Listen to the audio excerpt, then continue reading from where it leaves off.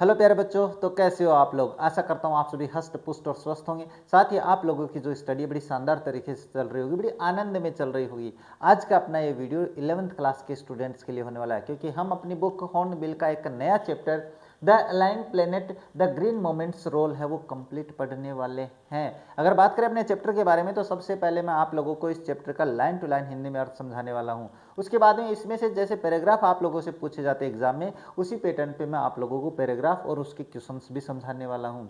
इसके बाद में बात करें इस चैप्टर के क्वेश्चंस की और एडिशनल क्वेश्चंस की, तो उनको भी अपन हल करने वाले हैं। इसका मतलब है आप लोगों को ये वीडियो कंप्लीट बिना स्किप किए हुए देखना है, ताकि ये चैप्टर आसानी से समझ में आ सके। तो अपने इस चैप्टर को शुरू करें इससे पहले आप लोगों से एक बात कहना चाहेंगे, अगर आप हमारे चैनल पे आए हो, हमारे वीडियोस पसंद आ रहे हैं, हमारे चैनल को सब्सक्राइब कीजिए, वीडियो को लाइक कीजिए, शेयर कीजिए। साथ ही बेल आइकन को भी ऑन रखें, ताकि मेरे वीडियोस की नोटिफिकेशन सबसे पहले आप लोगों के पास पहुंचे। अब ज्यादा समय नहीं लेते, शुरू करते हैं आज का चैप्टर मैंने बता दिया है, बढ़िया चैप्टर है, नॉलेजेबल चैप्टर है, जिसमें आपको ज्ञान मिलेगा, अपनी पृथ्वी के बारे में जानने का मौका मिलेगा। बिल्कुल ऐसे चैप्टर है भाई, ऐसे आप लोगों के ज्ञानवर्धक चैप्टर कह सकते हैं कि हाँ भाई मेरे ज्ञान में इजाफा हो रहा है। लेकिन आपको ज्ञान तो चाहिए ही नहीं ना। हाँ, आप जिस उम्र में हो ना, उस उम्र में ज्ञान नहीं पचता नहीं है ना आप लोगों के। कोई बात नहीं है, हम पचाएंगे, चिंता मत करो, हर चीज को डाइजेस्ट करेंगे।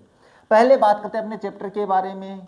ये क्या हो गया, कोई बात नहीं है, सब कुछ होता जाता रहे। हाँ, पहले बात करेंगे अपने चैप्टर के बारे में, the ailing planet the green movement's role. यानी कहने का मतलब बीमार होता ग्रह, यानी बीमार होता, ये अलाइंग का मतलब बीमार होता और प्लेनेट का मतलब होता है ग्रह।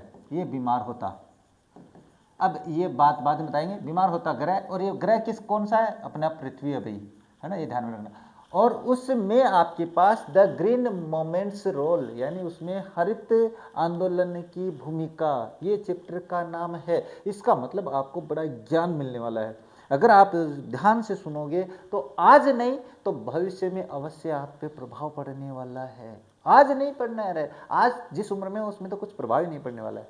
कोई बात नहीं, चैप्टर पढ़ेंगे, लेकिन पहले ऑथर तो जाने, इसका लेखक तो जाने, है ना, लेखक भी तो जानोगे। लेखक के बारे में बात करें तो नैनी पालखीवाला है। कौन है, Naini Palkhivala was an eminent Indian lawyer, एक प्रसिद्ध भारतीय वकील थे भाई। अब पहले क्या होते थे जो लोग है, वो लॉयर भी वही था भाई, लॉयर है वो। अपने पास लेखक कोई भी हो सकता है, मैं भी लेखक हो सकता हूँ। अगर मैं कुछ लिखने का काम करूँगा तो लेखक, वो एक प्रसिद्ध इंडियन यानी भारतीय वकील थे।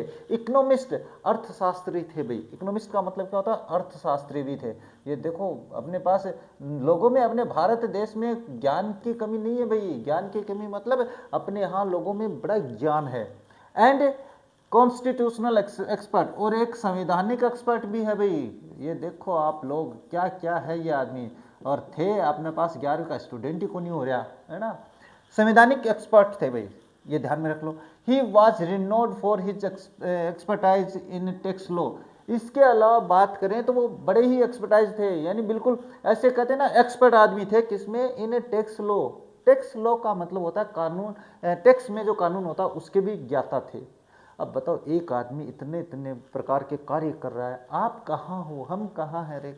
बोले कि तुम कहाँ हम कहाँ, बस गाना गा लो आप तो। His defence of the Indian constitution, हाँ भाई, उसका अपने पास बात करें संविधान के प्रति रक्षात्मक, यानी संविधान की सुरक्षा के रूप में भी उनको जाना जाता है। ही वॉज बोर्न इन 1920, 1920 में जन्मे, and is remembered for his contribution to Indian legal and economic thought, और उनको जाना जाता है भारतीय लीगल एंड इकोनॉमिक थॉट, यानी वैधानिक और आर्थिक विचारों के लिए जाना जाता है। द फॉलोइंग आर्टिकल, नीचे वाला जो आर्टिकल लेख है जो अपन पढ़ने वाले हैं, was written by Nani Palkhivala, ये नैनी पालखीवाला के द्वारा लिखा गया है। ये तो अपनी बात हो रही है।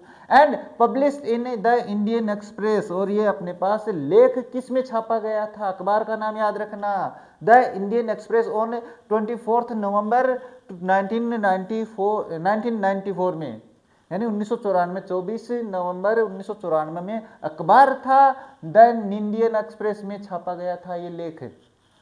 The issues that he raised regarding the declining health of the earth continue to हाउ रिलेवेंस, और इस लेख में जो पॉइंट उसने उठाए हैं, जो बिंदु उसने उठाए हैं, वो है अपने पास जो पृथ्वी है उसका जो क्षरण हो रहा था, स्वास्थ्य जो बिगड़ रहा है, इसका मतलब पृथ्वी को जो नुकसान पहुंचाया जा रहा है अपने पास वर्तमान को और अभी तक हो रहा है, उसके बारे में बिंदु उठाए गए थे। इसका मतलब हमारी पृथ्वी के बारे में लेख है। ध्यान से समझना भाई, आनंद आने वाला है। आनंद तो मैं वैसे भी दिला दूंगा, आप चिंता मत करो। मैं आनंद देने के लिए तो बैठा हूँ आप लोगों को। आप पता नहीं क्या क्या करते हो रहे हैं ना, आनंद नहीं समझते हो आप लोग, वो सारा कुछ समझाऊंगा मैं। यहाँ से चैप्टर शुरू होता है, क्या करें, one can not recall any moment in the world history. पहले यहाँ तक बता देता हूँ, कोई भी याद नहीं कर सकता। रिकॉल का मतलब होता है याद करना, है ना, कोई भी याद नहीं कर सकता है। मोमेंट यानी आंदोलन, किसी भी आंदोलन को याद नहीं कर सकता है वर्ल्ड हिस्ट्री, दुनिया के इतिहास में, विच जो कि has gripped the imagination of the entire human race, जिसने मानव की काल्पनिक प्रजाति को पूर्णतया जकड़ लिया हो। ग्रिप का मतलब जकड़ लेना, सो कंप्लीटली, इतने पूर्ण रूप से, एंड सो रैपिडली, और इतने तेज तरीके से, जल्दी तरीके से, एज द ग्रीन मूवमेंट, जितना कि ग्रीन मूवमेंट ने पकड़ा है। अब आसान भाषा में समझाऊं तो दुनिया में कोई ऐसा व्यक्ति नहीं जो याद करके बता सके कि ग्रीन मूवमेंट के अलावा कोई ऐसा आंदोलन है जिसने मानव जाति को बिल्कुल पूर्णतया जकड़ लिया हो। इसका मतलब बहुत ही तेज गति से ये आंदोलन फैला था भाई, है ना। क्यों फैला था बात बताऊंगा भाई। Which started nearly 25 years ago, जो कि अपने पास शुरू हुआ था लगभग 25 साल पहले शुरू हुआ था। जब ये चैप्टर लिखा गया था तब से 25 साल पहले की बात है, आज की नहीं है रहा। इन 1972 में the world's first nationwide green party was founded in the New Zealand. दुनिया की पहली हरित पार्टी की नींव रखी गई थी 1972 में न्यूजीलैंड में। कुछ आ रहा है कि समझो? हाँ आएगा, बिल्कुल सारा कुछ सीखने लायक भैया, हर चीज बात। सिंस देन, तब से, the moment has not look back, और उस समय से लेके अब तक इस आंदोलन ने पीछे पलट के नहीं देखा भाई। कहते हैं ना कि जो अपनी चरम सीमा पे पहुंच जाता है, जैसे कि अब आप है ना फेमस हो गए, उसके बाद में उस बिंदु से आप पीछे पलट के नहीं देखोगे। होता है ऐसा, बिल्कुल होता है ऐसा। अब देखो आगे बात करते हैं। वी हैव शिफ्टेड, हम शिफ्ट हो गए हैं। शिफ्ट का मतलब एक स्थान से दूसरे स्थान की तरफ है। हाँ, वन होप्स, एक आशा के साथ, है ना। वन होप्स मतलब एक ही आशा के साथ। इरवोकेबली का मतलब होता है अखंड रूप से, मैंने लिख दिया है ताकि मुझे लिखना ना पड़े। अखंड रूप से, from the mechanistic view to the holistic and ecological view of the world, यानी हम है ना यांत्रिकीय रूप से, मैकेनिस्टिक मतलब होता है यांत्रिकीय रूप से जो दृष्टिकोण है, यांत्रिकीय दृष्टिकोण से हम पलट गए हैं भाई। कहाँ शिफ्ट हो गए? होलिस्टिक यानी संपूर्ण, एंड इकोलॉजिक व्यू का मतलब होता है पारिस्थितिकी तंत्र जो दृष्टिकोण है उसकी तरफ अपन क्या है, अपना जो दुनिया का दृष्टिकोण है ये, इस तरफ अपन शिफ्ट हो गए हैं। हम यांत्रिक चीजों को छोड़ रहे हैं और इस तरफ बढ़ रहे हैं, इसका मतलब होता है। It is a shift in human perceptions as revolutionary as the introduced by the Copernicus, who taught mankind in the 16th century that the earth and the other planets revolved around the sun। और बिल्कुल ये ऐसा ही है। It is a shift in the human, ये एक shift है मानव प्रजाति में, मानव अवधारणा में, ह्यूमन परसेप्शंस यानी मानव अवधारणा में। एज रिवोल्यूशनरी का मतलब होता है क्रांति, है ना, बिल्कुल क्रांति की भांति। कैसे? एज दैट इंट्रोड्यूस्ड, बिल्कुल वैसे ही, कैसे? जैसे कोपरनिकस, कब की बात कर रहा हूँ? पुराने जमाने की। देखो, हु टॉट मैनकाइंड, जिसने मानवता को पढ़ाया था। क्या?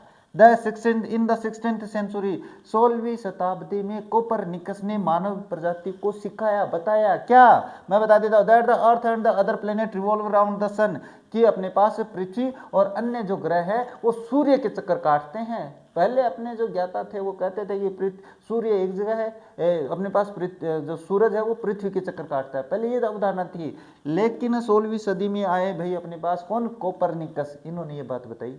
ये ध्यान में रखने वाली बात है रे, हाँ ध्यान में रखोगे? हाँ रखनी है रे। For the first time in human history, मानव इतिहास में पहली बार, there is a growing world wide consensus that the earth itself is a living organism. दुनिया में पहली बार ये बात चल रही है कि पृथ्वी अपने आप में एक जिंदा प्राणी है। जैसे हम जिंदा है वैसे ही अपनी पृथ्वी जिंदा है। देयर इज ए ग्रोइंग, नहीं यहाँ पे, हाँ, an enormous being of which, एक विशाल का अपन कह सकते हैं प्राणी, जो मानव बीइंग का मतलब प्रजाति, जाति, इंसान से लिया गया है। वी आर पार्ट्स, जिसके हम एक हिस्से हैं। यानी कहने का मतलब एक विशालकाय प्राणी है जिसके हम एक हिस्से हैं। कौन? पृथ्वी के। It has its own metabolic needs, इसकी खुद की मेटाबॉलिक आवश्यकताएं हैं, जिसको अपन कहते हैं ना अपने शरीर की बायोलॉजिकल जो आवश्यकताएं होती हैं, जो अपनी शारीरिक आवश्यकताएं होती है, मेटाबॉलिक नीड्स इस पृथ्वी की भी है। एंड वाइटल प्रोसेस, वाइटल का मतलब होता है महत्वपूर्ण प्रोसेस, प्रक्रियाएं हैं, which need to be respected and preserved, जिनका सम्मान किया जाना चाहिए और जिनकी सुरक्षा करी जानी चाहिए। प्रिजर्व्ड का मतलब रक्षा करनी चाहिए, किनकी? उन मेटाबॉलिक आवश्यकताओं की जो पृथ्वी की आवश्यकताएं हैं। अरे सीधी सी बात बताऊं, अगर आप लोग खाना खा रहे हो, हैं खाना खा रहे हो कि नहीं खा रहे हो? बिल्कुल खा रहे हो। खाना हमें कौन दे रहा है? हमारे माँ बाप दे रहा है, तो इसका मतलब है हमारा फर्ज है कि हम उनकी आवश्यकताओं की पूर्ति करें। बिल्कुल, पृथ्वी हमारी माँ है, ये मानते हैं, तो फिर इनसे हमें क्या है? सब कुछ तो पृथ्वी से मिल रहा है। अब देखो बात करते हैं इसके आगे। आगे बात करें, earth vital science reveal a patient in declining health. अगर बात करें अपनी पृथ्वी के बारे में, तो इसके जो महत्वपूर्ण संकेत है वो प्रकाशित करते हैं। रिवील का मतलब प्रकाशित करना। ए पेशेंट, एक बीमार के बारे में, इन डिक्लाइनिंग हेल्थ, जो कि अपने पास क्या है? उसका स्वास्थ्य खराब है, इस अवस्था में प्रकाशित करते हैं। इसके संकेत अपने पृथ्वी के, कि पृथ्वी भी एक बीमार व्यक्ति हो गई है, उसके संकेत दिखा रहे हैं कि किस तरीके से बीमार है। We have begun to realize, हमने शुरू किया है भाई महसूस करना, रियलाइज यानी जानना, महसूस करना, और एथिकल ओब्लिगेशंस, हमारे नैतिक कर्तव्यों को, टू बी गुड स्टीवर्ड, एक अच्छा प्रबंधक होने के लिए। एक अच्छा प्रबंधक, स्टीवर्ड का मतलब प्रबंधक, जो व्यवस्था करता है, जो मैनेज करता है, ऑफ प्लेनेट यानी पृथ्वी के, यानी कहने का मतलब ग्रह के अच्छे अपने प्रबंधक होने के हम नैतिक कर्तव्य सीख रहे हैं, महसूस करना शुरू कर दिया है हमने। एंड रेस्पॉन्सिबल ट्रस्टीज, और रेस्पॉन्सिबल यानी उत्तरदायी, अपने पास ट्रस्टीज हैं, ट्रस्टीज जिसके पास अमानत होती है, और हमारे पास क्या? ऑफ द लेगेसी, विरासत है भाई, पृथ्वी हमारी विरासत है।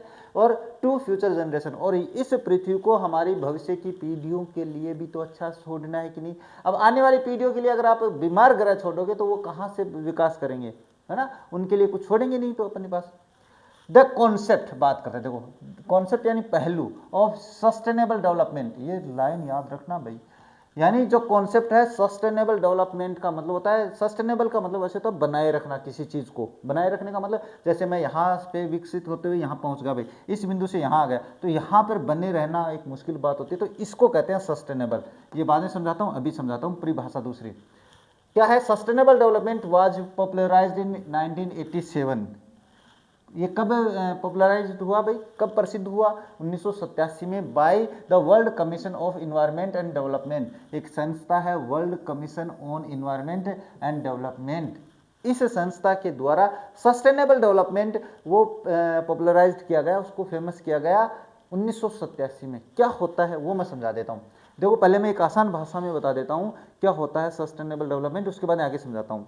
सस्टेनेबल डेवलपमेंट वो विकास होता है जो हमारी वर्तमान की आवश्यकताओं को, यानी सॉरी मैं दोबारा बताता हूँ, जो फ्यूचर की आवश्यकताओं को ध्यान में रखकर हमारी वर्तमान की आवश्यकताओं को पूर्ति करता है, वो होता है सस्टेनेबल डेवलपमेंट। अभी आगे भी आने वाला है, देखो इट इन इट्स रिपोर्ट, यानी अपनी रिपोर्ट में इस क्या कॉन्सेप्ट ऑफ इस कमीशन ने, इसने अपनी रिपोर्ट में क्या कहा? It defined the idea as, एक विचार है जिसको व्यक्त करता है, डेवलपमेंट दैट, यानी इसकी परिभाषा ये, इसकी ये क्या है? Development that meets the needs of the present, यानी विकास जो हमारी आवश्यक वर्तमान की आवश्यकताओं को पूर्ति करता है, लेकिन विदाउट कॉम्प्रीमाइजिंग द एबिलिटी, लेकिन बिना किसी कॉम्प्रीमाइजिंग के, the ability of future generation to meet their needs, लेकिन भविष्य में आने वाली पीढ़ियों के लिए जो अपने पास कुछ बचना है, जो आवश्यकताएं हैं, उनके साथ कोई कॉम्प्रोमाइज नहीं करना है, वो विकास है। तो बात वही है भाई, कहने का मतलब है हमारी भविष्य की आवश्यकताओं को ध्यान में रखकर वर्तमान की आवश्यकताओं को पूर्ति करना ही सस्टेनेबल डेवलपमेंट कहलाता है। अब याद रखना भाई, यहाँ परिभाषा तो बड़ी टफ बता दी गुरुजी, कोई बात नहीं है, आगे देखो। Without strapping the natural world of resources future generation would need, यानी उन साधनों को, संसाधनों को खत्म किए बगैर ही जो कि फ्यूचर की पीढ़ी को, अगर हम तो अपनी पीढ़ी में जी लेंगे, अपनी आगे आने वाली पीढ़ियाँ है वो क्या जिएगी? फिर उनकी रिसोर्सेस को अपने पास क्या है, उनके लिए छोड़ना है, उनको खत्म किए बगैर ही हमें क्या है, विकास बनाए रखना है। वो है इन द जू लुसाका, ये ध्यान से सुनना भाई, प्रश्न भी आएगा ये। In the zoo at Lusaka Zambia there, Zambia यानी कहने मतलब लुसाका में एक चिड़ियाघर था भाई, जाम्बिया नामक स्थान, जाम्बिया में। देर इज ए केज, वहाँ उस चिड़ियाघर में एक पिंजरा था।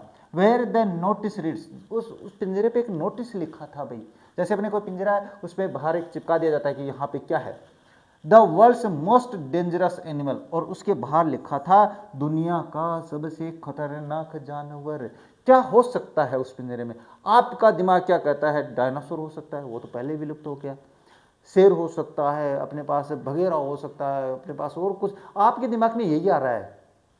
आप जहां तक सोचते नहीं हो वहां से बहुत आगे पहुंच गई है दुनिया। देखो क्या आता है वहां पे, inside the cage there is no animal, बाहर अंदर जाओगे तो पिंजरे में कोई जानवर ही नहीं है, जबकि बाहर क्या लिखा है, दुनिया का सबसे खतरनाक जानवर। ओह क्या बात, अंदर जाओ तो जानवर नहीं, बट लेकिन क्या है, mirror where you see yourself, तो फिर वहां पे जाके एक दर्पण देखते हो, वहां पे एक दर्पण लगा है और उस दर्पण में आप अपने आप को देखते हो, तो इसका मतलब हुआ दुनिया के सबसे भयानक जानवर आप हो। आप नहीं, हम मानव प्रजाति है, क्योंकि वहां पे तो कोई भी जाएगा वो अपने आप को देखेगा, इसका मतलब हम जो हैं वो दुनिया के सबसे खतरनाक जानवर है। अरे हैं, बिल्कुल हैं। ऐसा इंसान एक ऐसा जानवर है जो हर जानवर को खत्म कर रहा है, इसके अलावा कोई अपनी पृथ्वी को नुकसान नहीं पहुंचा रहा है, कोई भी जानवर नहीं पहुंचा रहा है, ये किसी को भी नहीं छोड़ रहा है। शेर, बाघ, अपने पास चाहे कुछ भी हो, बिच्छू, सांप, कुछ भी हो, उस सभी को खाए जा रहा है, नष्ट कर रहा है। तो फिर सबसे भयानक, सबसे खतरनाक जानवर कौन हुआ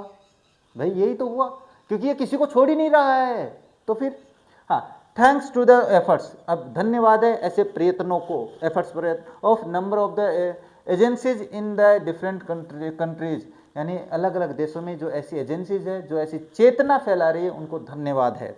ए new awareness how now dawned upon the most dangerous animal in the world, कि अपने पास दुनिया के सबसे खतरनाक जानवर पे कैसे अपने पास सवेरा हो रहा है, कैसे जान रहा है, इसका मतलब he has realized the wisdom of the shifting from a system based on the domination to the one based on the partnership। उसके बाद में वो अपने पास उस सिस्टम, उस तंत्र से बाहर निकल रहा है जिसमें अपना अधिकृत बताकर अपने आप में बांटने की शक्ति में, यानी कहने का मतलब है कि कोई चीज़ है उस पर पहले अपना हक जताता था, लेकिन अभी कह रहा है कि हम सब की है, ये बताना चाहता है यहाँ पे। अब आगे देखो, ये कुछ क्वेश्चंस है जैसे कि आपकी एग्जाम में आने भाई, आपके बिल्कुल सिलेबस के अनुसार है, इनको देखो हल करते हैं, जहां पर मुझे बुक उसमें पैराग्राफ में बताना होगा वहां पे बता देंगे और बाकी हम कर लेंगे। देखो बात करते हैं, पहला प्रश्न क्या दिया हुआ है, who popularize the concept of the sustainable development, तो अपने पास देखो उसका नाम ही लिखना है, the World Commission of Environment and Development, इसने किया था। देखो the concept of sustainable development was popularized in 1987 by the, यहाँ से करना है आप लोगों को, तो मैं यहाँ पे आप लोगों को आंसर बता देता हूँ, ये आप लोगों को करना है।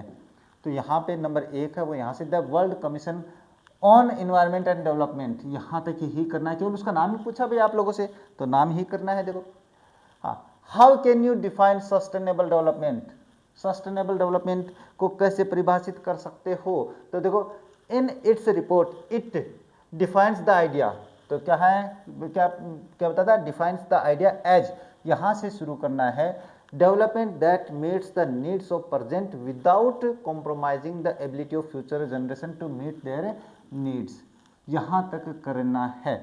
ये 2 नंबर का है, अपने पास यहाँ तक कर देना है, और इसको आप अपनी भाषा में बनाओगे तो कैसे बनाओगे, हाँ, ये how can you define the sustainable development means, इसके बाद में देखो मैं एक छोटी सी लाइन लिख देता हूँ, इसके बाद में आप लोगों को वो लिखनी है, सस्टेनेबल डेवलपमेंट मीन्स, अब इसके बाद में आपको यहां से कोमा लगानी है, और जो मैंने वहां पे बताया है वो सारा का सारा वहां तक जो कोमा के अंदर है वो सारा का सारा इसमें लिखना है। तो ये अपने पास प्रश्न में से उत्तर लिखना होता है, अगर वो भी लिख दोगे तो भी कोई दिक्कत नहीं है। Who is the most dangerous animal in the cage at of the zoo at Lusaka, Lusaka चिड़ियाघर पे जो लिखा था पिंजरा, उसका सबसे भयानक जानवर कौन है भाई, तो we are ourselves, we ourselves, ourselves are the dangerous animal, है ना, मैं ये लिख देता हूँ, डेंजरस एनिमल, ये आपका हो जाता है प्रश्न में से उत्तर। What message does this arrangement convey, यानी कहने का मतलब इस व्यवस्था से क्या मैसेज मिलता है, इससे मिलता है we should protect the earth for future generation,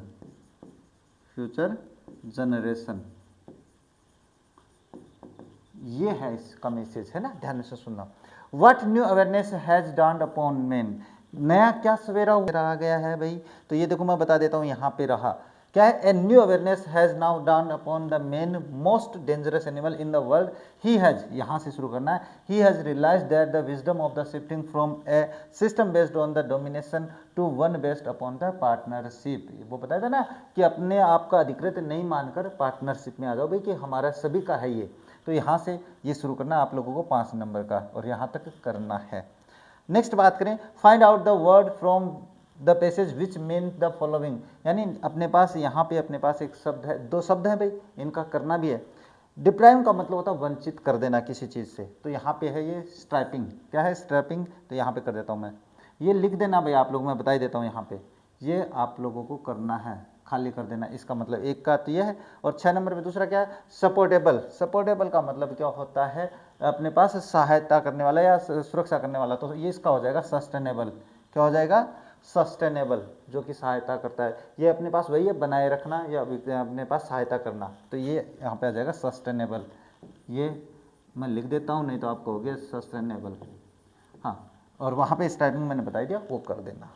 अब चलते हैं आगे, आगे आता है साइंटिस्ट्स, यानी वैज्ञानिकों ने भाई have catalogued about 1.4 million living species with which mankind shares the earth, वैज्ञानिकों ने लगभग 14 लाख, यानी अबाउट का मतलब कि लगभग 1.4 मिलियन, यानी 1 मिलियन में 10 लाख, तो हो गए 14 लाख जीवित प्रजातियों की गणना कर लिया, सूची बना ली है इतनी, तो 14 लाख प्राणियों की, प्राणी मतलब जानवर जितने भी प्रजातियां हैं उनकी, ऑन द अर्थ, जिनके साथ हम अपनी पृथ्वी को बांटे हुए हैं, जिनके साथ अपन रहते हैं अपनी पृथ्वी पे।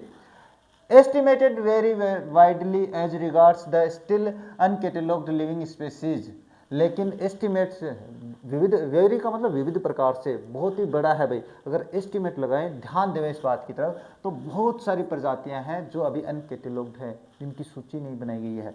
हाँ, biologists reckon that about 3 to 100 million other living species still languish unnamed in ignominious darkness, लेकिन वैज्ञानिकों ने अपने पास जो अपने बायोलॉजिस्ट्स हैं, जीव वैज्ञानिक है, उन्होंने गणना किया, रेकन का मतलब गणना करना, मैंने इससे पहले लिख दिया भाई, गणना करना, जो कि कह रहे हैं कि लगभग 3 से लेकर 100 मिलियन तक, है ना, 3 लाख से लेकर 1 करोड़ मिलियन, 1 करोड़ प्रजातियां हैं, वो अभी भी अपने पास इसमें दुख झेलना, इंग्लिश का मतलब दुख झेल रही है, बिना नाम के है, और इन अपने पास इग्नोनिमस डार्कनेस, बिल्कुल अपमानजनक अंधेरे में कहीं न कहीं अपने पास बह रही है, कहीं ना कहीं छुपी हुई है, उनकी कोई गणना ही नहीं है, ऐसा मान चुके हैं biologist. One of the early international commission, एक अपने पास पुराना इंटरनेशनल अंतर्राष्ट्रीय संगठन था, संघ था, विच डील, जो कि अपने पास इसके साथ डील करता है, इंटरआलिया, यानी एक प्रजाति से दूसरे के अंदर, यानी विभिन्न तौर से विभिन्नता में, जैसे इंटरआलिया का मतलब होता है एक प्रजाति दूसरी प्रजाति के बीच संबंध, with the question of ecology, बिल्कुल पारिस्थितिकी and environment, was the brand commission, जो कि अपने पास उस कमीशन का क्या नाम है, ब्रांड कमीशन था, जो कि आपके पास पारिस्थितिकी और इन्वायरमेंट, यानी अपने पास पर्यावरण और पारिस्थितिकी के बारे में क्या करता है, अपने पास प्रश्न उठाता है, which had a distinguished Indian as one of the its member, और जिसमें अपने पास अभिन्न रूप से एक भारतीय व्यक्ति भी हिस्सेदार थे या उसके सदस्य थे, किसके, इस ब्रांड कमीशन के, मिस्टर एल के झा। कौन थे मिस्टर एल के झा, जो कि भारतीय थे भाई। The first brand report raise the question, पहली ब्रांड रिपोर्ट ने प्रश्न उठाया, are we to leave our successors as crossed planet of advancing desert impoverished landscapes and the ailing environment. प्रश्न उठाया उस रिपोर्ट में, क्या हम अपने उत्तराधिकारियों के लिए, यानी भविष्य की पीढ़ियों के लिए एक झुलसा हुआ, यानी प्लेनेट, क्रॉस का मतलब झुलसा हुआ, प्लेनेट का मतलब ग्रह, ऑफ एडवांसिंग डेजर्ट, क्या एक हम अपने उत्तराधिकारियों के लिए या आने वाली पीढ़ियों के लिए झुलसा हुआ प्लेनेट जिसमें डेजर्ट रेगिस्तान बढ़ रहा है, इम्फॉरेस्ट लैंडस्केप्स जो अपने जो मैदान हैं वो बिल्कुल बीमार हो रहे हैं, गंदे हो रहे हैं। इम्फॉरेस्ट का मतलब था बिगड़ जाना, खराब हो जाना, दूषित हो जाना।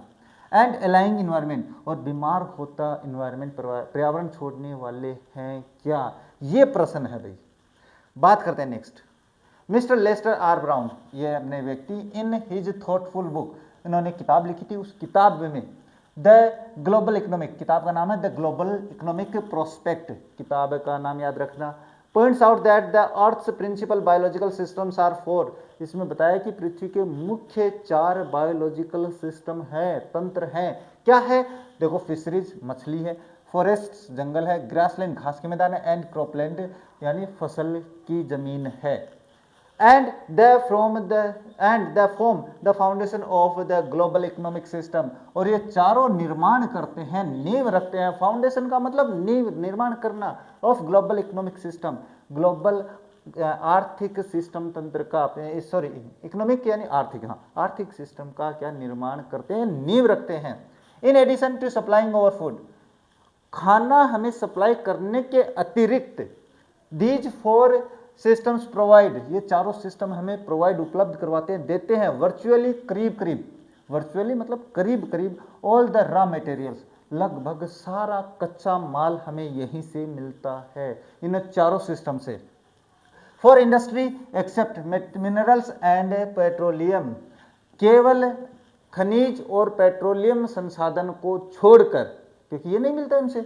डिप्राइव्ड सिंथेटिक्स, डेरिव्ड सिंथेटिक्स, जो कि आपके पास कृत्रिम है भाई साधन, ये कृत्रिम साधन है जो कि हमें नहीं मिलते। In large area the world human claims on these systems are reaching an unsustainable level, लेकिन अगर बात करें बड़े क्षेत्र में, दुनिया के बड़े क्षेत्र में ह्यूमन क्लेम्स, मानव है वो क्लेम कर रहा है, ले रहा है, these systems are reaching at unsustainable level, वो एक ऐसी परिस्थिति लेवल पे पहुंच गए हैं जहां से उनको काबू नहीं पाया जा सकता है, यानी बनाया नहीं रखा जा सकता उसको। सपोर्ट है अनसस्टेनेबल, जिसको बनाया नहीं रखा जा सकता। A point where there productivity is being impaired, एक पॉइंट, एक बिंदु जहां से उनकी प्रोडक्टिविटी, उत्पादकता, क्या उत्पादकता है वो बीइंग इम्पेयर्ड, बिल्कुल बिगड़ चुकी है। इम्पेयर्ड का मतलब क्या होता है? बिगड़ जाना, खराब हो जाना। व्हेन दिस हैपेंस, और जब ऐसा होता है, फिशरीज कोलैप्स, मछलियां नष्ट हो जाती है।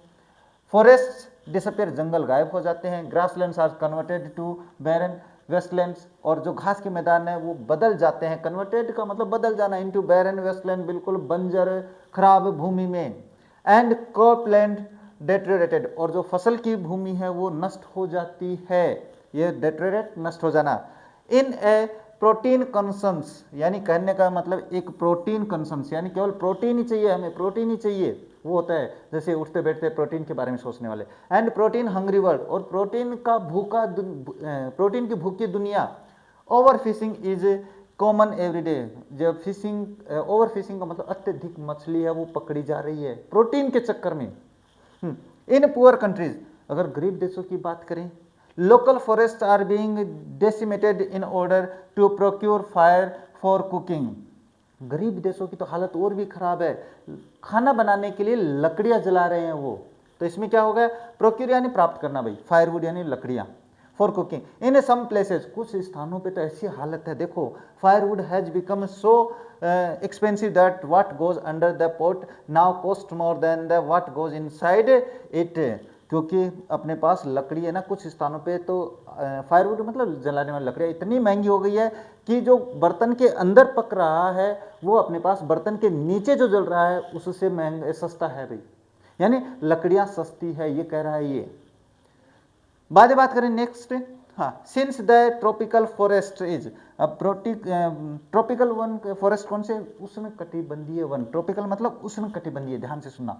Is in the words of the doctor Myers, doctor Myers कहते हैं भाई the powerhouse of evolution, वो अपने पास जैविक विकास के शक्ति ग्रह हैं। यानी डॉक्टर मायर्स क्या कहते हैं? डॉक्टर मायर्स कहते हैं कि जो ट्रॉपिकल वन है, जो उष्ण कटिबंधीय वन है, वो अपनी जो जैविक विकास है उसका शक्ति ग्रह है। Several species of life face extinction as a result of its destruction, इसके विनाश के कारण, ट्रॉपिकल जंगल के विनाश के कारण कई प्रजातियां हैं अपनी नष्ट होने की कगार पे है, पूर्णतः विलुप्त होने की कगार पे है।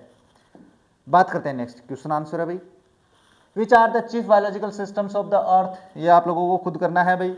चीफ अपने पास ये रहा, क्या है, द प्रिंसिपल द अर्थ, यहां से शुरू कर लेना इसको।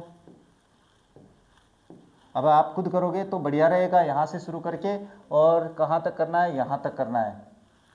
इसके बाद में सीधा आंसर है भाई, कोई ज़्यादा नहीं है तो कोई बात नहीं है। How are these systems important, ये सिस्टम्स है वो क्यों इंपॉर्टेंट है भाई। They form the foundation, because, यहाँ से बिकॉज लगा के शुरू करना है। वहाँ पे मैं लिख देता हूँ, है ना, यहाँ पे बिकॉज लगाओ, बिकॉज, और यहाँ से शुरू कर देना। और कहाँ तक करोगे मैं बता देता हूँ। The form the foundation of the global economic system, यहाँ तक ही करना है।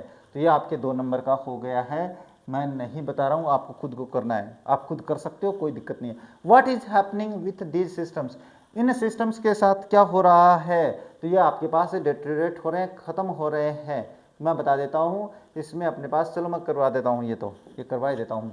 What is happening with these systems are, मैं लिख देता हूँ, these systems are deteriorating. Deteriorating का मतलब होता है ये चारों सिस्टम नष्ट हो रहे हैं। अगर ये समझ में नहीं आए तो डिटेरियोरेट ये रहा, इसमें आईएनजी जोड़ देना, इसको हटा के, बाकी सब सही हो जाएगा। वहाँ पे डिटेरियोरेटिंग सही है। What is happening to the forest in the poor countries, अपने पास पुअर कंट्रीज में क्या हो रहा है भाई, जंगल है उसको जलाया जा रहा है, लकड़ी के रूप में काम में लिया जा रहा है। तो मैं बता देता हूँ, फायरवुड कुकिंग, यहाँ से शुरू करना है आप लोगों को। कौन से नंबर का है मैं बता देता हूँ, ये प्रश्न है ना, ये प्रश्न आप नंबर के 4 नंबर का है भाई। तो 4 नंबर का क्वेश्चन आपको यहाँ से करना है। क्या है ये देखो, यहाँ लिख देता हूँ, in poor countries local forest are being decimated in order to procure firewood for cooking. यहाँ तक ही करना है, इसको ध्यान से देख लेना भाई। बात करते हैं नेक्स्ट है, what will happen to the biological system if human demand on them goes on increasing. तो क्या होगा भाई, ये प्रश्न आपको खुद दिमाग से करना है। तो इसका आंसर ये हो जाएगा कि अपने पास ये सब खत्म हो जाएंगे। दीज सिस्टम्स विल डिटेरियोरेट, है ना, ये थोड़ा सा ध्यान में रखना आप लोग, डिटेरियोरेट ये खत्म हो जाएंगे भाई, नष्ट हो जाएंगे, इसका मतलब यही है। Find out the word from the passage which means, यानी आपको समानार्थक शब्द लिखना है। डिस्ट्रॉयड का मतलब होता है नष्ट हो जाना, तो डिटेरियोरेट ये रहा भाई, तो इसका तो हो जाएगा डिटेरियोरेट, ये लिख देना।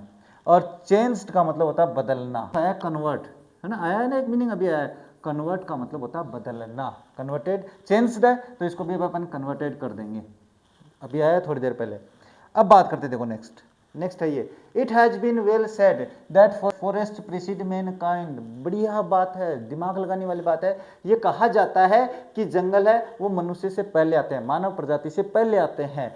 डेजर्ट्स फॉलो, लेकिन मानव प्रजाति के बाद में रेगिस्तान आता है, यानी मानव से पहले जंगल और मानव के बाद में रेगिस्तान। अब समझ में नहीं आया तो मैं समझा देता हूँ। ये मान के चलो ये जंगल है, यहाँ से इंसान रहना शुरू कर देते हैं, तो इंसान जैसे जैसे बढ़ते जाएंगे, अब ये जंगल यहाँ से जाता जा रहा है, यहाँ से अब ये जंगल है वो नष्ट होता जा रहा है। तो इसका मतलब है कि आपके पास क्या हो रहा है कि मानव प्रजाति है, उसके पहले तो पेड़ है, उसके बाद में रेगिस्तान है।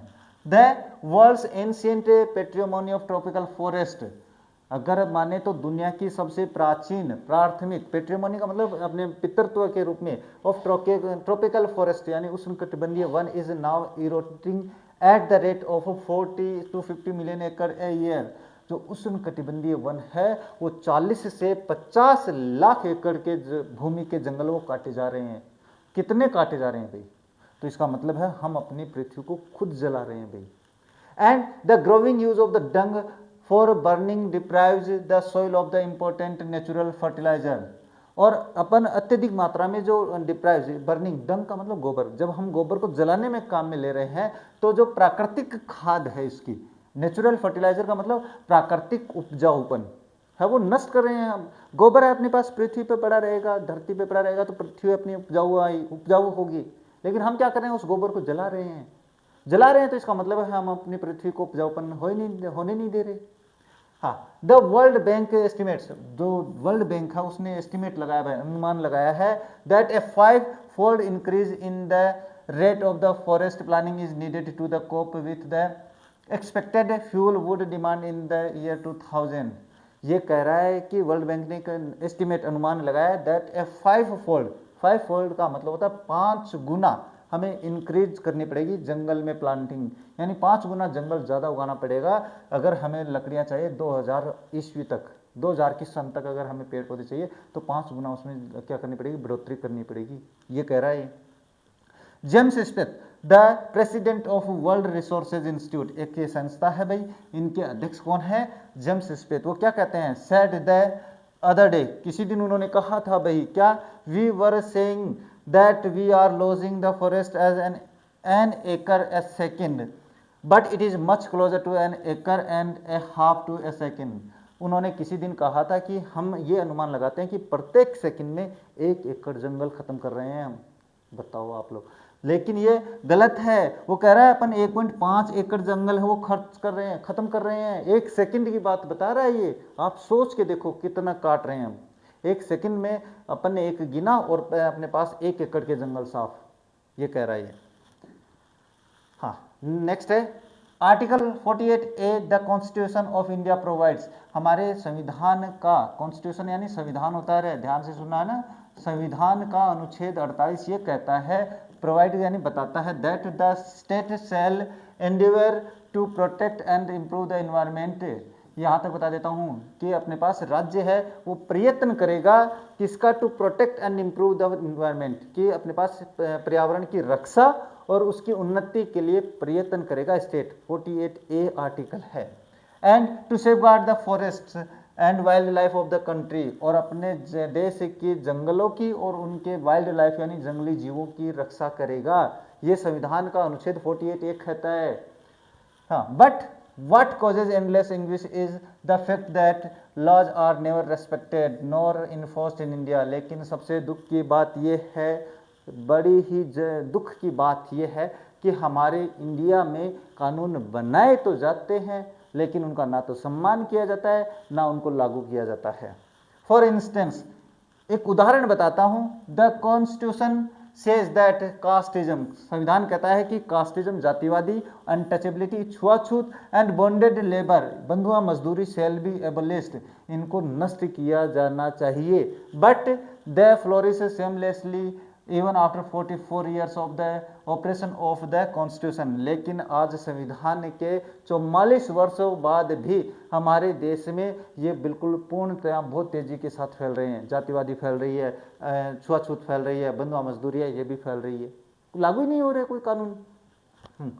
ए recent report of the parliaments estimates, एक रिसेंट हाल ही में रिपोर्ट आई है भाई पार्लियामेंट संसद की, एस्टिमेट्स कमेटी, वो क्या है कमेटी, उस पार्लियामेंट से एस्टिमेट कमेटी है, हैज हाईलाइटेड, उसने प्रकाशित किया है, बताया है, the near catastrophic depletion of India's forest over the last 4 decades, अपने पास कह रहे हैं कि पिछले 4 दशकों में, लास्ट 4 डिकेड्स यानी 40 वर्षों में जो विनाशकारी जंगल, भारत में विनाशकारी लेवल तक जंगल काटे गए हैं। कैटास्ट्रोफिक का मतलब होता है विनाशकारी लेवल।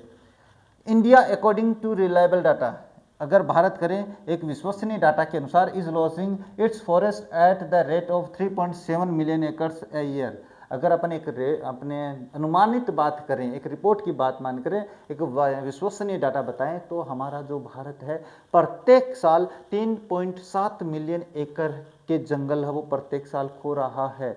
इसके बाद में लार्ज एरियाज यानी बड़े क्षेत्र, officially designated as forest land, जो कि अपने पास बताया गया है कि जंगल के लिए हैं, जंगल की भूमि है, आर ऑलरेडी वर्चुअली ट्रीलेस, वो अपने पास लगभग वर्चुअली यानी पूर्णतः लगभग ट्रीलेस हो चुकी है, यानी ये बताया गया कि यहाँ पे जंगल ही उगेंगे, इसमें अपने पास अब कुछ नहीं है, पूर्णतः बंजर हो चुकी है। The actual loss of the forest is estimated to be about 8 times are rate indicated by government statistics. बात यह है कि सरकार जो गणना करती है, जो आंकड़े देती है, उससे 8 गुना ज़्यादा जंगल काटे जा रहे हैं, ये है अपने पास। बात करते देखो नेक्स्ट, नेक्स्ट है what causes endless anguish to the writer, इसका प्रश्न है, ये प्रश्न जो है इसका उत्तर यहाँ से करना है भाई। देखो ये रहा एंडलेस एंग्विश इज, यहाँ पे क्या है एंडलेस एंग्विश इज, यहाँ से करना है आप लोगों को और सीधा उत्तर कर देना है, क्योंकि ये बहुत ही सीधे सीधे प्रश्न है भाई। तो एक नंबर का यहाँ से endless anguish is the fact that laws are never respected nor enforced in India, यहाँ तक करना है। ठीक है, अब आप लोग कर लेना भाई। What examples of the non enforcement of the law does he give, ऐसे कौन से कानून हैं जिनके लिए वो उदाहरण बताता है कि भाई वो अपने पास है तो सही लेकिन लागू नहीं हो रखे हैं। फॉर इंस्टेंस द कॉन्स्टिट्यूशन, यहाँ पे ये बताना है the constitution says that casteism, untouchability and bonded labour, यहाँ पे ये 3 नाम लिखने हैं आप लोगों को, कास्टिज्म, अनटचेबिलिटी और बॉन्डेड लेबर, ये 3 ही नाम लिखने हैं आप लोगों को। कहाँ पे, इसमें, क्योंकि व्हाट एग्जाम्पल्स दे रखा है ना वो, तो मैं लिखवा देता हूँ भाई। कास्टिज्म वो है, इसमें अपने पास कास्टिज्म है एक तो, है ना, ये थोड़ा सा ध्यान में रखना आप लोगों को। एक अनटचेबिलिटी है, यही तो उदाहरण देता है वो, तो ये उदाहरण आप लोगों को ध्यान में रखने हैं, ये हो जाता है।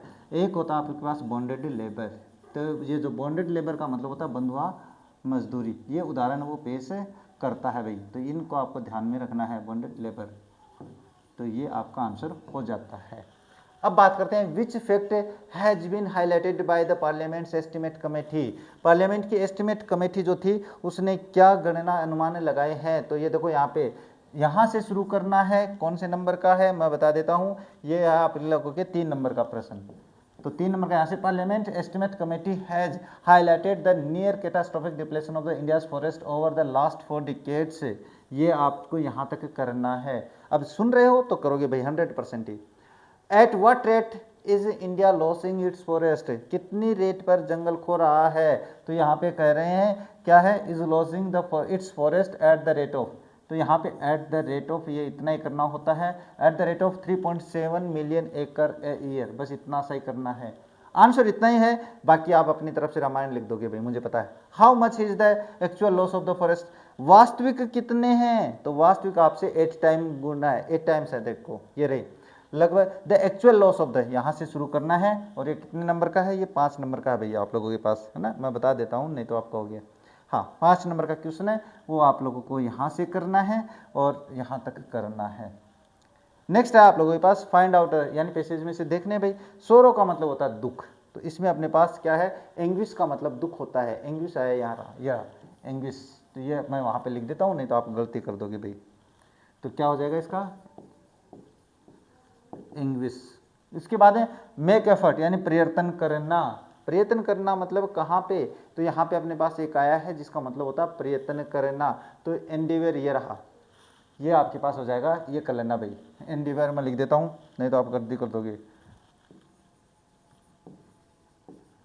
ये लो मैंने कर दिया भाई, अब आप वहाँ पे भी देख लेना जिससे आपके बिल्कुल याद हो जाए भाई। तो इसको आप यहीं पे कंप्लीट करते हैं। इसके बाद में बात करते हैं नेक्स्ट है ए 3 ईयर स्टडी यूजिंग, अपन ने 3 साल का अध्ययन किया भाई, using satellite and aerial photography conducted by the United Nations, यानी यूनाइटेड नेशंस के द्वारा एक सैटेलाइट पिक्चर की फोटो ली गई भाई अपनी पृथ्वी की। एरियल फोटोग्राफी मतलब हवाई फोटो, हवा में जाके फोटो लेना। कंडक्टेड बाय यूनाइटेड नेशंस, वांस वो चेतावनी देता है that the environment has deteriorated so badly that it is critical in many of the 88 countries investigated. जब वो एरियल फोटोग्राफी की गई, हवाई फोटो ली गई और अपने पास सैटेलाइट के द्वारा यूज किया गया, तो बताया गया भाई अपने पास लगभग 88 देशों में जो जंगल है वो बहुत ही बुरे तरीके से नष्ट हो रहे हैं, यानी वो बहुत ही अपने पास क्षीण अवस्था में पहुंच चुके हैं। There can be no doubt that the growth of the world population is one of the strongest factor distorting the future of human society. इस बात में कोई अपने पास वो नहीं है भाई कि डाउट, संदेह नहीं है कि दुनिया की बढ़ती जनसंख्या इसका मुख्य कारण है जो कि बिगाड़ रही है। डिस्टॉर्टिंग का मतलब होता है बिगाड़ना, the future of human society, मानव समाज का भविष्य बिगाड़ रही है हमारी बढ़ती जनसंख्या। It took mankind more than a million years to reach the first billion, यानी 1 बिलियन संख्या पहुंचने में लगभग 1 मिलियन साल लगे थे, 10 लाख वर्ष लगे थे 1 बिलियन पहुंचने में। लेकिन आगे देखो, that was the world population around the year of 1800, यानी कहने का मतलब ये जो जनसंख्या है 1 बिलियन वाली, फर्स्ट बिलियन वाली, वो 1 अरब की बात कर रहा है, वो 1800 ईस्वी के आसपास हुई थी। लेकिन बाय देन 1900 नॉट यानी 1900, लेकिन 1900 ईस्वी के बाद में ए सेकंड बिलियन वाज एडेड। तो इन 1800 से लेके 1900 के बीच में 100 सालों में हमने दूसरा बिलियन जोड़ दिया भाई। इतनी तेज गति से जनसंख्या बढ़ी अपनी, तो दूसरा अरब जनसंख्या वो जुड़ गई उसमें। एंड द 20th सेंचुरी, और 20वीं सदी में हैज एडेड अनदर 3.7 बिलियन, और अपने पास 20वीं सदी में 3.7 बिलियन जनसंख्या जुड़ गई, तिगुनी हो गई। The present world population is estimated 5.7 million. ये लगभग 2011 की जनगणना हुई थी ना, उसके आंकड़े हैं लगभग। वहाँ पे भी अपने पास उससे पहले के, भैया उससे पहले के 2011 से पहले के आंकड़े हैं ये। तो उस समय 5.7 बिलियन की बात कर रहा है, 2011 में अपने पास 7 बिलियन होने को थी। तो देख लो आपने, every 4 decades the world population increase by 1 million. अगर बात करें अपने पास 4 डेज है भाई, 4 दिनों में लगभग हमारी जनसंख्या में 10 लाख लोग बढ़ जाते हैं भाई, हर चौथे दिन। तो देख लो आप जनसंख्या कैसे बढ़ रही है। Fertility falls as income rises. भाई जैसे जैसे अपने पास क्या है, इनकम बढ़ती है, वैसे उत्पादकता जो है वो कम होती है। एजुकेशन स्प्रिड्स, शिक्षा बढ़ती है। एंड हेल्थ इंप्रूव्स, और स्वास्थ्य अपना सही रहता है। स्वास्थ्य, अरे जैसे जैसे अपने पास क्या इनकम बढ़ेगी, शिक्षा बढ़ेगी, तो हमारा स्वास्थ्य ठीक रहेगा। लेकिन दस development is the best contraceptive. इस प्रकार जो अपने पास क्या है, विकास है, वो एक बेस्ट कॉन्ट्रासेप्टिव है। कॉन्ट्रासेप्टिव का मतलब होता है गर्भ निरोधक, जिससे अपने पास गर्भ को रोका जा सकता है। But development itself may not be possible if the present increase the number of continues। लेकिन विकास भी संभव नहीं है अगर ऐसे ही जनसंख्या अपनी नंबर बढ़ते रहे, तो विकास कहाँ से होगा फिर। द रिच गेट रिचर, अमीर अमीर होते जा रहे हैं। And poor beget children which condemns them to remain poor, और जो अपने पास गरीब लोग हैं वो बच्चे पैदा कर रहे हैं, बाद में उनको गरीबी में झोंक रहे हैं, वो गरीब ही रहेंगे। यानी अमीर अमीर होते जा रहे हैं और गरीब लोग क्या कर रहे हैं, बच्चे पैदा कर रहे हैं और उनको गरीबी में रहने के लिए मजबूर कर रहे हैं। ये हो रहा है हमारे पास। More children does not mean more workers. ये कहा जाता है कि ज़्यादा बच्चे मतलब ज़्यादा व्यवसाय नहीं है, ज़्यादा काम नहीं है। Merely more people without work, इसका मतलब है ज़्यादा लोग बिना काम के होता है। हमारी पहले की सोच क्या थी, हमारे बुजुर्गों की, वो ये थी, मेरे 5 बेटे हैं, इसका मतलब मेरे पास काम आएगा, मेरे बच्चे काम करेंगे। लेकिन वो ये नहीं सोचेंगे कि ये मान के चलो, इसका एक बढ़िया सा एग्जाम्पल मैं बता देता हूँ। एक पिता है, यहाँ पे नंबर 1 पिता है, उनके पास ये 10 बीघा ज़मीन है, ये ज़मीन है। इसने क्या सोचा, मेरे 5 बेटे हैं भाई, 1 2 3 4 5। ये क्या सोचेंगे कि इस खेत को आपके पास जब 2 व्यक्ति जोत सकते हैं, 2 व्यक्ति जोत सकते हैं, तो ये जो 3 हैं ये क्या हो गए, ये तो बेरोजगार हो गए। लेकिन ये तीनों भी इसी में लगे हुए हैं, इसका मतलब ये प्रच्छन्न बेरोजगारी हो गई, छिपी हुई बेरोजगारी हो गई। ये बताना चाहता हूं मैं आप लोगों को यहाँ पे। तो इसका मतलब है ज़्यादा लोग मतलब ज़्यादा काम नहीं है, इसका मतलब होता है ज़्यादा लोग मतलब बिना काम के ज़्यादा लोग, बेरोजगार ज़्यादा लोग। It is not suggested that human beings be treated like kettle. ये भी सुझाव नहीं दिया गया कि उनके साथ जानवरों जैसा व्यवहार किया जाए रहे, जैसे एंड कंपल्सरीली स्टेरलाइज्ड, यानी बस जबरदस्ती उनका स्टेरलाइज्ड कर देना, मतलब अपने पास नसबंदी कर देना, ये नहीं है, ऐसा नहीं करना है। But there is no alternative to voluntarily family planning without introducing an element of the coercion. लेकिन वहाँ पर अपने पास ऐसी कोई चीज़ भी तो नहीं बची ने जहाँ पर लोग स्वेच्छा से तो कुछ करवा ही नहीं रहे, तो फिर अपने पास जोर ज़बरदस्ती वाला ही संसाधन बचा है। ये दोनों बातें कर रहा है कि मानव के साथ जानवरों जैसा व्यवहार नहीं किया जाना चाहिए, कि उनके साथ ज़बरदस्ती अपने पास नसबंदी करवा दी जाए। लेकिन उनके साथ ऐसा कोई और दूसरा विकल्प भी तो नहीं है ना ज़बरदस्ती करने जैसा।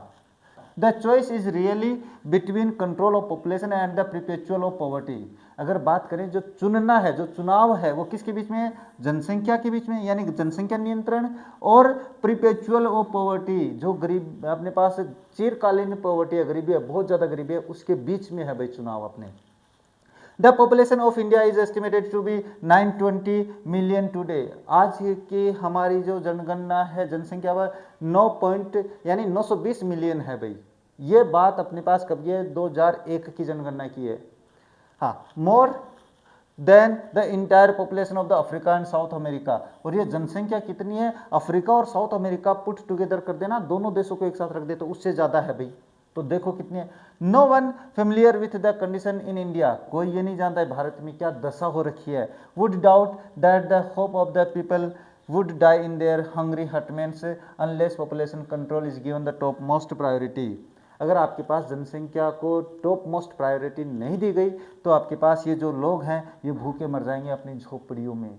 अब बात करते हैं नेक्स्ट आप लोगों के पास क्वेश्चन क्या है, how can development be the best contraceptive, contraceptive कैसे हो सकता है भाई, तो यहाँ पे देखो fertilise falls income rises education spread and the health improves, ये हो जाएगा भाई, यहाँ से कर देना आप लोग, पहला है तो ये आप लोग खुद कर लेना भाई, मैं समझा देता हूँ कि इसमें से आपको समझना है और इम्प्रूव्स यहाँ तक करना है।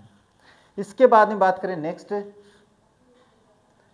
क्या है, what does more children mean, ज़्यादा बच्चों का मतलब क्या है, मोर पीपल, मैं यहाँ पे लिख देता हूँ भाई, मोर पीपल विदाउट वर्क होता है भाई, इसका मतलब ज़्यादा बच्चों का मतलब ये होता है, कहाँ नहीं बताया तो मैं बता देता हूँ, देखो more children does not mean more workers, ये नहीं है, merely more people without work है, तो ये आपको करना होता है। Does the writer favour the idea of the force sterilisation, नहीं, लेकिन वो इसका पक्ष भी लेता है भाई, तो इसमें अपन नो करेंगे भाई, एक बार ये अपन नो कर देंगे और आंसर को कंप्लीट कर देंगे। इसके बाद है what will have to be done if poverty is to be finished, अगर what will have to be done, क्या करना होगा अगर हमें पॉवर्टी गरीबी कम करनी है, तो अपने पास पॉपुलेशन कंट्रोल करनी है, टू कंट्रोल पॉपुलेशन, बस ये करना है, और बाकी आप अपने पैराग्राफ में अपने हिसाब से भी कर सकते हो, ये कोई ज़रूरी नहीं है पैराग्राफ में क्वेश्चन से। What would happen unless population control is given top most priority, अगर आपके पास टॉप मोस्ट प्रायोरिटी नहीं दी जाएगी तो क्या होगा, वुड डाउट द, अपने बता देता हूँ, तो यहाँ पे ये करना भाई, आपको यहाँ से शुरू करना है, कितने नंबर का क्वेश्चन है, वो है आप लोगों के पास 5 नंबर का क्वेश्चन, तो 5 नंबर का यहाँ से शुरू करना है, the people would die in their hungry hutments unless the population control is given top most priority, 5 number का क्वेश्चन हो गया। अब इसके बाद में है फाइंड आउट द वर्ड, यानी इनके अर्थ ढूंढने, फोर्स का मतलब होता है बलपूर्वक, तो इनफोर्स होता है वो, इनफोर्स इसमें दिया हुआ है, बलपूर्वक इनफोर्स, ये कोर्सियन है भाई, कोर्सियन भी होता है इसका, इनफोर्स मतलब नहीं, कोर्सियन भी है, तो ये आप लोग कर लेना भाई। नेक्स्ट आप लोगों के पास दैट स्टॉप्स प्रेगनेंसी, जो कि प्रेगनेंसी को रोक देवे, तो वो होता है कॉन्ट्रासेप्टिव, मैंने बताया भाई, है ना, कॉन्ट्रासेप्टिव आया है इसमें अपने पास का, ये रहा, ये करना है आप लोगों को। इसके लिए कॉन्ट्रासेप्टिव का मतलब होता है गर्भ निरोधक, जिसको अपन कहते हैं गर्भ को रोका जाता है, इसके लिए तो वो करना है, इसके लिए कोर्सियन करना है, मैंने दोनों बता दिए भाई। अब बात करते हैं ये paragraph, for the first time in the human history we see a transcending concern, हम अब पहली बार ये देख रहे हैं मानव इतिहास में कि दृढ़ता से यानी सीमा से अधिक कंसर्न, चिंतित हो रहे हैं हमारी इस कंडीशन के प्रति, the survival not just the people but of the planet, कि लोगों का ही जीवित रहना जरूरी नहीं है, हमारे प्लेनेट का भी जिंदा रहना जरूरी है, इस बारे में लोग अभी बहुत ज़्यादा चिंता कर रहे हैं। We have begun to take a holistic view of the very basis of the existence, हमने हमारे अस्तित्व के लिए एक संपूर्ण, होलिस्टिक यानी पूर्ण रूप से दृष्टिकोण है, इसकी तरफ लाना शुरू कर दिया है। The environmental problem does not necessarily signal over demise, कहते हैं ना पर्यावरणिक जो समस्या है वो हमारे लिए आवश्यक सिग्नल नहीं है हमारे विनाश के, but it is the passport for the future, बल्कि ये तो हमारे भविष्य का पासपोर्ट है कि हमारे भविष्य में जा पाएंगे कि नहीं जा पाएंगे। The emerging new world vision has ushered in the era of the responsibility, हमारे पास जो नई दुनिया का युग जो पैदा हो रहा है उसका दृष्टिकोण क्या है, असर्ड, वो लेकर आया है भाई, इन द एरा ऑफ रेस्पॉन्सिबिलिटी, वो हमें उत्तरदायित्व के युग में लेकर आया है, ये है। इट इज होलिस्टिक व्यू, एक संपूर्ण यानी पूर्णतया व्यू दृष्टिकोण है, एन इकोलॉजिकल व्यू, अपने पास एक पारिस्थितिकी दृष्टिकोण है, seeing the world as an the integrated whole rather than a disassociated collection of the parts, दुनिया पहली बार अपने आप को एक देख रही है, अलग अलग देशों में नहीं होकर। इसके बाद industry has a most crucial role to play in this new era of responsibility, और जो अपने पास उद्योग है इसकी अहम भूमिका है हमारे इस नए उत्तरदायित्व के युग में, एरा मतलब होता है युग। What A transformation would be effected if more businessmen shared the view of the chairman of DuPont, Mr. Edgar S. Woolard, who 5 years ago declared himself to be the company's chief environmental officer। ये मैं थोड़ा सा अर्थ बता देता हूँ।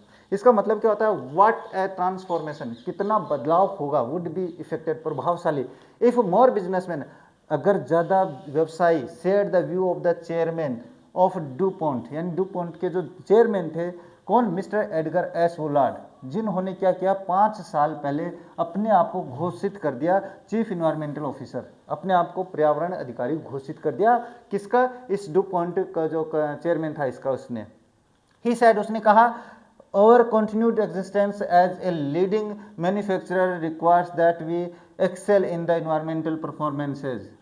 वो उसने कहा कि हमने जारी रखते हुए अस्तित्व के लिए एज ए लीडिंग मैन्युफैक्चरर, एक बढ़ते मैन्युफैक्चरर, निर्माता के रूप में, रिक्वायर्स, हमें आवश्यकता है, that we excel in the environmental performances, कि हमें पर्यावरण के प्रति भी परफॉर्मेंस रखनी है, यानी हमारे उद्योग धंधे हमारे चल रहे हैं लेकिन उनके प्रति थोड़ा ध्यान रखना है, इन्वायरमेंट एंड पर्यावरण के प्रति। Of all the statements made by Margaret thatched, Margaret thatched के द्वारा जो स्टेटमेंट बताया गया, कहा गया, during the year of the prime ministership, जब वो प्रधानमंत्रित्व काल में थी, यानी जब वो प्रधानमंत्री थी, तो उन्होंने एक स्टेटमेंट दिया था, none has pass so decisively, लेकिन इनमें decisively into the current coin of the English usage, English usage में, अपने पास प्रयोग में इतनी दृढ़ता से कोई नहीं छापाया, एज हर फेलिसिटस वर्ड्स, जैसे कि उसके सटीक शब्दों ने, फेलिसिटस का मतलब सटीक शब्दों ने प्रभाव डाला था, क्या है, no generation has a freehold on this earth, यानी वो कह रही है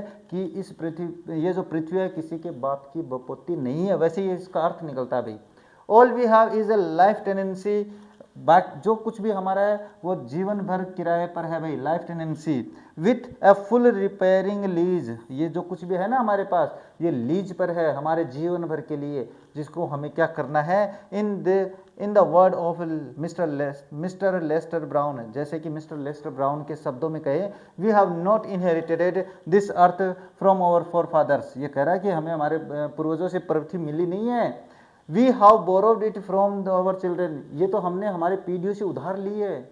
इसका मतलब नहीं समझे भाई, ये मैं दोनों बातें समझा देता हूँ कि थेचर जो थी ना माननीय प्रधानमंत्री, इन्होंने तो कहा था कि ये जो जागीर है, पृथ्वी है, ये किसी के बाप की बपोती नहीं है, ये हमारे पास जीवन भर किराए पे है, लीज पे है, और वो भी अपने पास इसकी रिपेयरिंग के साथ, यानी इसकी सुरक्षा के साथ। फिर मिस्टर लेस्टर ब्राउन कहते हैं कि वी हैव नॉट इनहेरिटेड, ये जो ज़मीन हम कहते हैं ना कि मुझे मेरे बाप दादा से ये ज़मीन मिली है, हमारे बाप दादा से नहीं मिली है, क्योंकि हमारे बाप दादा तो यूज़ कर गए, वो तो यूज़ कर गए भाई, लेकिन ये किन की प्रॉपर्टी है, ये हमारे भविष्य में आने वाली पीढ़ियों की है, तो उनसे हमने उधार लिया है इसको, ऐसे नहीं है, बपोती नहीं है, ये कह रहे हैं। यहाँ पे आपका वो जो चैप्टर है ना, यहाँ पे वो चैप्टर खत्म हो जाता है, और थोड़ा ज्ञानवर्धक चैप्टर ही था, मुझे लगता है इतना ऐसे ज़्यादा बोरियत तो नहीं आई, आनंद आने वाला था अगर आप लोगों ने ढंग से सुना तो।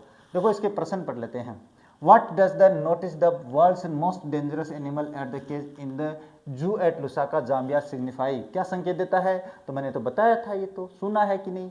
The notice the world's most dangerous animal at the cage in the zoo at Lusaka, Zambia signifies, ये संकेत देता है that man is the solely responsible for all the deterioration in environment and the depletion of the natural resources। वो ये संकेत देता है कि मानव केवल एक अकेला प्राणी है जो सभी क्या उत्तरदायित्व है नुकसान करने का, नष्ट करने का। Thus man is the world's most dangerous animal, इस प्रकार से मनुष्य है वो सबसे ज़्यादा खतरनाक जानवर है। पहले स्क्रीनशॉट ले लो, बाद में कहोगे। How are the earth's party principal biological systems being depleted, किस प्रकार से नष्ट हो रहे हैं भाई हमारे जो मुख्य 4 सिस्टम तंत्र हैं। देखो, the main 4 biological systems of the earth are fisheries, forest, grassland and cropland, ये 4 हैं। अब वो नष्ट कैसे हो रहे हैं?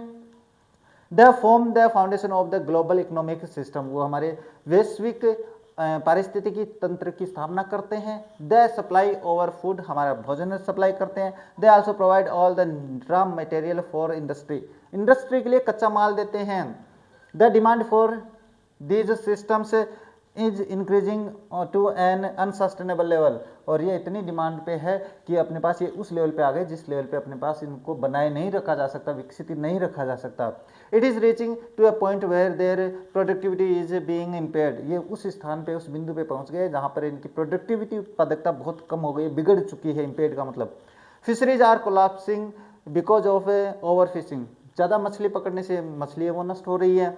फॉरेस्ट आर डिसअपियरिंग, जंगल गायब हो रहे हैं। Grasslands are turning into the wasteland, भूमि में चेंज हो रही है। क्रॉपलैंड आर डेटरेटिंग, जो अपने पास फसल भूमि है वो नष्ट हो रही है। All this is happening on account of the over exploitation of this biological system, ये सारा कुछ है अत्यधिक कटौती के कारण, अत्यधिक यूज के कारण हो रहा है।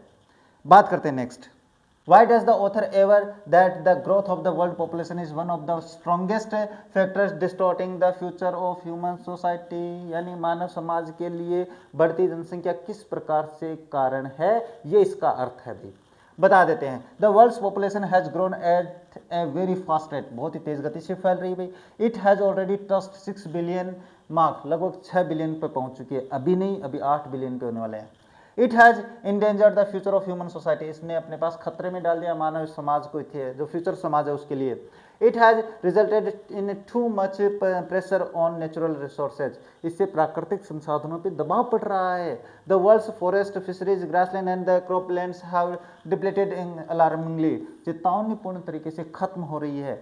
Unless determined steps are taken to check the increase of the population, this earth of the over will soon become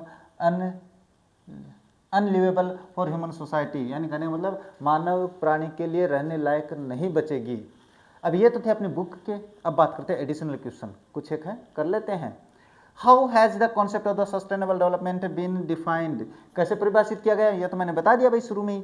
sustainable development has been defined as the development that meets the needs of the present without putting in danger the ability of future generations to meet their needs, यानी कहने का मतलब बात वही है कि future की आवश्यकताओं को ध्यान में रखकर वर्तमान की आवश्यकताओं की पूर्ति करना ही सस्टेनेबल डेवलपमेंट कहलाता है। इन अदर वर्ड्स, दूसरे शब्दों में, the present generation would not deprive the natural world of the resources that future generation would need, यानी वर्तमान में जो है अपने पास जनसंख्या है या जो व्यक्ति हैं, जनरेशन पीढ़ी है वर्तमान की, वो भविष्य की पीढ़ी के लिए जो बचा हुआ है उसको नष्ट नहीं करेगी, इसका मतलब होता है। नेक्स्ट बात करें तो आता है, who is the world's most dangerous animal, what has he learned, सबसे खतरनाक जानवर क्या है, उसने क्या सीखा है। Man is the most dangerous animal on the world, he has learned a new awareness, उसने नई जागरूकता सीखी है। ही हैज एक्टेड वाइजली, उसने बुद्धिमानी से अपना एक्ट करना शुरू कर दिया भाई। He has shifted from the system of the domination to one based on the partnership, यानी अपने एकाधिकार को त्याग कर वो पार्टनरशिप पे क्या हो रहा है, उसकी तरफ प्रसारित हो रहा है। What do you know about the earth's biological system and their functions, biological system के बारे में क्या जानते हैं और उनके फंक्शन क्या है। The earth has 4 principal biological system, 4 system है। These are fisheries, forest, grassland and cropland. They form the basis of the world's economic system, they supply us food and raw material for industry, यानी कहने का मतलब ये हमारे जो दुनिया की पारिस्थितिकी तंत्र उसका निर्माण करता है, उसका आधार बनता है और हमें क्या है, भोजन और कच्चा मटेरियल प्रदान करता है। What do you understand by the emerging new world vision, नए जो युग का दृष्टिकोण पैदा हो रहा है, प्रतीत हो रहा है, उसके बारे में आप क्या जानते हैं। देखो, the new world vision is a holistic view, वे एक पूर्ण दृष्टिकोण है। It is also an ecological view, ये एक पारिस्थितिकी वो अपने दृष्टिकोण है। It considered the world as an integrated whole global village, यानी कहने का मतलब है ये संपूर्ण को एक मान रहा है भाई, अपने पास बिखराव नहीं कर रहा है, अलग अलग नहीं कर रहा है। रादर देन ए सेपरेटेड और the isolated collection of the parts, अलग अलग भागों में नहीं मानकर एक ही मान रहा है।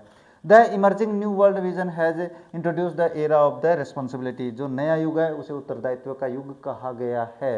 ये स्क्रीनशॉट ले लो। नेक्स्ट आते हैं, how can industry play its role in the new era of responsibility, उद्योग कैसे अपने पास उत्तरदायित्व के युग में अपनी भूमिका निभाते हैं, इंपॉर्टेंट हो सकता है भाई। It is well known that industries are a main source of the causing environmental pollution, सबसे पहले तो ये माना जाता है कि इंडस्ट्री है वो पोल्यूशन फैलाने में या इन्वायरमेंटल को गंदा करने में बड़ी भूमिका निभाते हैं। There will be a great change in the preservation of the environment if the industries become concerns of their responsibilities and the become environment friendly. अगर अपने पास ये अपने क्या सुरक्षात्मक रूप से अपने उद्योग धंधे करे तो बदल सकता है भाई, अपने पास इन्वायरमेंट अपने उत्तरदायित्व तो निभा सकता है। Thus industry has to play a very important role in the new era of the responsibility. इस प्रकार से नया जो युग है उत्तरदायित्व का, उसमें जो इंडस्ट्री मुख्य भूमिका निभाती है। What do you understand by the emerging new world of vision, ये तो आ गया शायद पहले अपने पास। व्हाट डू यू, हाँ ये आ चुका भाई, कोई बात नहीं है, रिपीट हो गया तो यहाँ से काट देते हैं और यहाँ पे आपका ये चैप्टर है वो कंप्लीट हो जाता है भाई। अब ये जो प्रश्न है ये आप लोगों को अपनी नोटबुक में कर लेने हैं, बार बार नहीं कर देखना है, स्क्रीनशॉट ले सकते हो। और चैप्टर में थोड़ा आनंद भी आया होगा, थोड़ा बढ़ा होगा आप लोगों का। क्यों? क्योंकि मैंने वो बातें बताई है जो आप लोगों ने कहीं नहीं पढ़ी होंगी। तो मेरे हिसाब से आप लोगों को ये चैप्टर है वो आनंददायक लगा होगा। तो आज के में बस इतना ही, मिलते हैं आप लोगों से अपने नेक्स्ट चैप्टर के साथ नए वीडियो में। तब तक देखते रहिए हमारे चैनल। जय हिंद, जय भारत।